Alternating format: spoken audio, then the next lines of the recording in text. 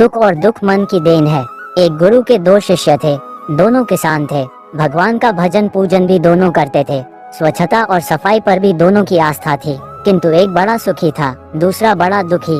गुरु की मृत्यु पहले हुई, पीछे दोनों शिष्यों की भी।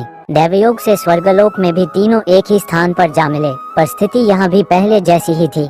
जो पृथ्वी में सुखी था यहाँ, और जो आए दिन क्लेश कलह आदि के कारण पृथ्वी में अशांत रहता था, यहाँ भी अशांत दिखाई दिया, भी प्रसन्नता अनुभव कर रहा था। दुखी शिष्य ने गुरुदेव के समीप जाकर कहा, भगवान, लोग कहते हैं ईश्वर भक्ति से स्वर्ग में सुख मिलता है, पर हम तो यहाँ भी दुखी के दुखी रहे। गुरु ने गंभीर होकर उत्तर दिया, वत्स, ईश्वर भक्ति से स्वर्ग तो मिल सकता है, पर सुख और दुख मन की देन है।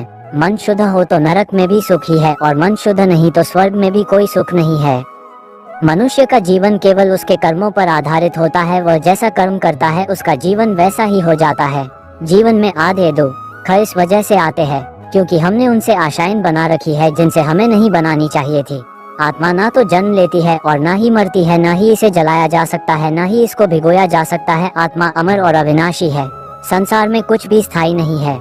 आत्मा शरीर को वैसे ही छोड़ती है जैसे मनुष्य अपने पुराने कपड़ों को उतार कर नए कपड़े धारण कर लेता है। व्यक्ति का सुख दुख, मान अपमान, लाभ हानि का एहसास करना मन की शरारत है। आत्मा का इससे कोई लेना देना नहीं है।